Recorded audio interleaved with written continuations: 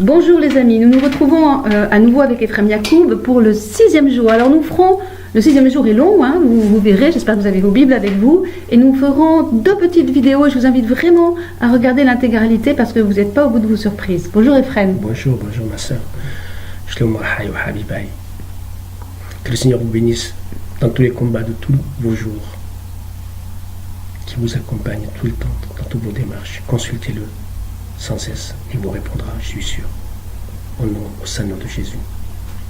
Amen. Alors, ce 6e jour, Ephrem. Eh bien, le 6e jour, il suit le 5e. Ah oui, une bonne nouvelle, oui. Voilà. Et ce 6e jour, il est très long. Oui. On l'a vu, aussi le vendredi saint était très long pour Jésus. Oui, c'est vrai. Donc, c'est un peu en corrélation avec ça. Oui.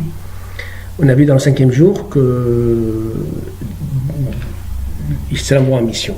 Voilà, on a vu ces mastodons, ces créatures sorties de l'eau et du ciel, avaient pour mission d'aller rendre fertile la terre. Et ça ressemble beaucoup à l'envoi des 70, quand Jésus les envoie en mission, 2 par 2, et il leur dit, je ne vais pas tout le reprendre, il leur dit... Donc Luc 10. Voilà, 10, il leur dit, la moisson est abondante, mais les ouvriers sont peu. C'est comme aujourd'hui, dans notre vie de tous les jours, la moisson est énorme, est immense, le monde est grand, il est pas fertile, et il faut compris le maître de la moisson pour faire pousser des ouvriers dans sa moisson.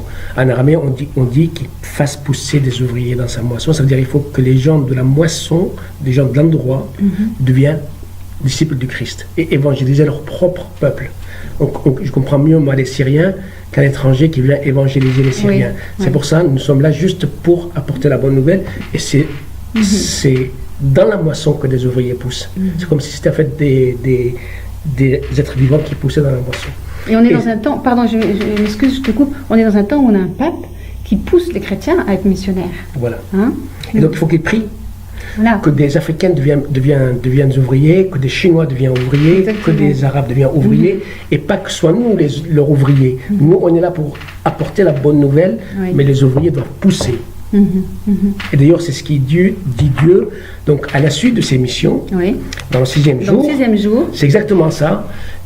Et il a dit Dieu qu'elle pousse la terre, l'être vivant, dans sa lignée, le bétail. Donc en araméen, se traduit par être vaillant, le rampant, en français on dit bestiole, c'est rampant, ça veut dire qu'il va se répandre partout, c'est rampant, et après le joyeux, le revitalisant de la terre dans sa lignée. Donc il y a 3 sortes. Le joyeux, tu as dit. Le joyeux, oui. Enfin, la traduction des mots, en français on dit bétail, bestiole, et je ne sais pas c'est quoi le 3e, mais en araméen c'est le vaillant, le répandant et le joyeux. Et il a fait Dieu, la gaieté de la terre dans sa lignée, la vaillance dans sa lignée et tout le répandant dans sa lignée. Et Dieu a vu que c'est beau. Et c'est tout? C'est tout. Il les bénit pas cette fois-ci? Ah, pas comme ceux du 5e jour. Ah, d'accord. En fait, ils sont appelés à recevoir la même bénédiction, mais pour ça, il faut qu'ils aillent dans l'eau du baptême. Ils ont poussé dans une terre aride. Il faut qu'ils aillent, une terre qui a été quelque part, la traduction n'est pas très juste, maudite par Dieu le jour du péché d'Adam. Donc pour qu'ils reçoivent la bénédiction, il faut qu'ils aillent d'abord dans l'eau. D'ailleurs, le ventre utérin de la maman, et tout est rempli d'eau.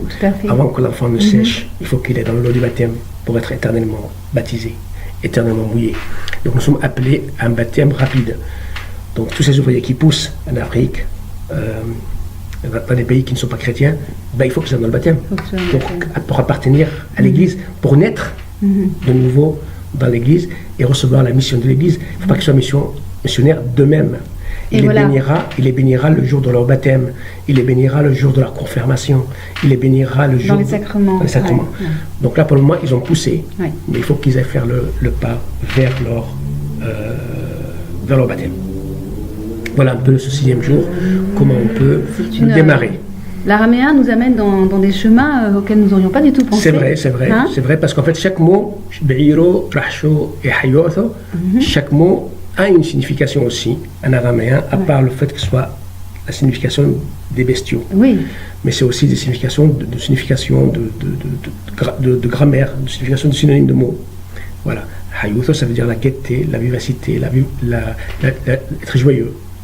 D'accord. Voilà, être vivant. Donc il y a vraiment le grouillement de la vie sur la terre. Voilà. Voilà mes frères et sœurs, donc on va finir avec ce moment du 6e jour. Et nous allons continuer ce 6e jour avec la création, avec un couronnement. Là, on a fini quasiment toutes les 5 premiers sacrements qui doivent être sacrements pour chaque chrétien. Maintenant, on va rentrer dans les sacrements supplémentaires. C'est la cerise sur le gâteau. À tout de suite. Au revoir.